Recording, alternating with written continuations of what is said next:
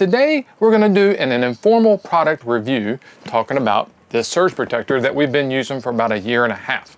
Now, this is not a paid advertisement or paid anything, or I'm not sponsored by this company or anybody else. I just wanted to give you a quick, honest feedback about what I do and don't like about this surge protector, and maybe, possibly, from what you get out of the video, you may want one yourself. Now, to start off, this surge protector will cost you around $260, $270, but it's well worth the cost that you're going to put into this. And when you get it, you're going to get a box like this. I'll have the picture on the front, and on the inside, when we open it up, you'll have a couple of manuals on the inside. Now, one of them is a troubleshooting guide.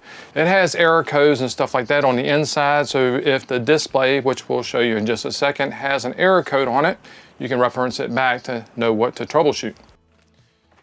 Another one is a how-to understanding how the whole thing operates kind of guide.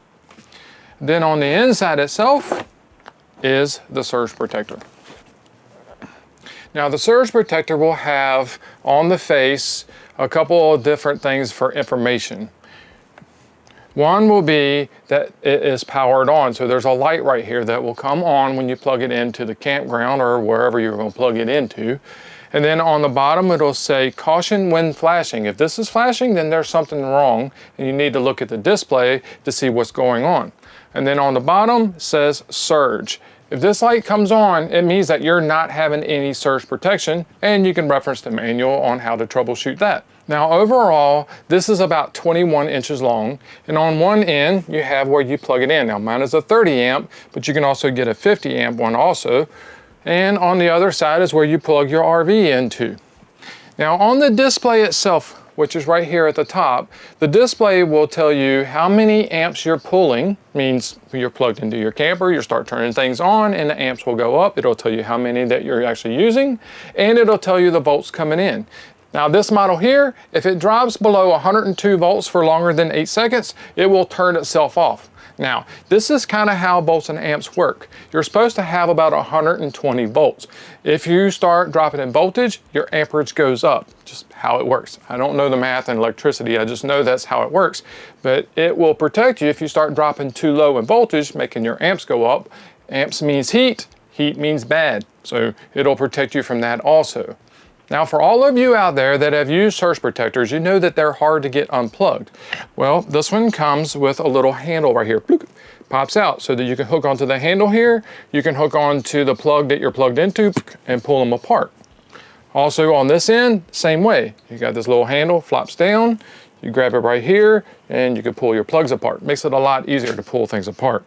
Also, if you don't have a surge protector or you're running your RV without a surge protector, one of the most common things is electrical fires due to surges. Now, you need to make sure that you're protected. This will do that for you. Now, the smaller, cheaper ones will do the same thing, but typically with the smaller ones, what happens is you get a surge, it protects you, but from there on, the surge protector is no good to you. This one has built-in components so that if it sees a surge, it cuts itself off, then you have a high chance of it being able to reset itself once unplugged, plug back in, and everything will work good. Now, another thing that's interesting about this is that it has a 128-second delay. Means I plug it in, I plug in my camper, I turn on the power, and the display comes on. It'll have a 128-second countdown before it will turn on and start working. The reason that it's 128 seconds is because your air conditioner or AC in your camper, right, it needs the time to cool off to reset itself. So let's talk about a few things that I really like about this and then some of the things that I really don't like about it. One thing that I do really like is the display. It tells me information about my camper. So it tells me how many volts I have, how many amps I'm using, and all that good fun stuff. Also, another thing that I like is the 128-second delay so that it protects the rest of my rig. Another thing that I like is it runs its own self-diagnostics to make sure that the power that's coming in is good, sufficient power for your camper. And if not, the display will tell you what those codes are. You can reference those back and know what's going on and be able to troubleshoot. Now for something that I don't really like about it is its size. It's kind of heavy, it's bulky. Now it's about 5 to 10 pounds, but the problem that I have with this individual unit is where I plug in. I'll plug into the campsite, and what I find due to the weight and the way this plug is inside the box here, it'll try to pull itself out of the plug if the receptacle is kind of loose. So what I end up doing is I'll take a bungee cord and I'll wrap it around here, tie it around the post and help pull itself in. It doesn't always want to hold itself in. Now I've had other ones that do kind of the same thing, but due to the weight, it kind of wants to pull itself out sometimes. So I have to modify a way to be able to do that.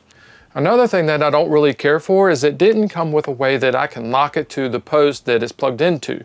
The reason I want to do that is to keep it from getting stolen. I put a lot of money into it, which is well worth it, but I did. I put a lot of money into it and I don't want it to get stolen. I've heard from other people at the campgrounds that say that they've had theirs stolen from time to time, and I don't want that to happen to mine, and I'm still looking for a way to do that. And if you have a way that you've secured yours and locked it, well, please leave that down in the comments below so that I can find a way to do that on mine.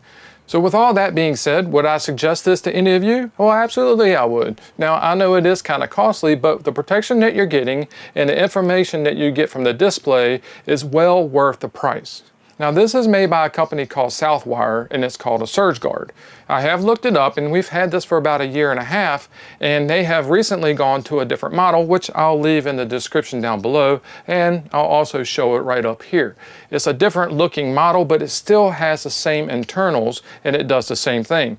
One thing I do like about the new one is that they've changed the way that this plug comes in at the top, and by doing that, actually provides a way for it not to be pulling itself out of the campground plug-in all the time.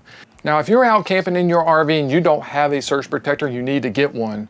Now, if you don't want to spend as much money on one as I did on mine, I'll leave a link down in the description below of a different type one. Now, like I said before, they're typically one and dones.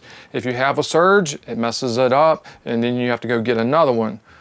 So that pretty much sums up the product review. And as always, keep yourself protected, enjoy your camping trips, and God bless.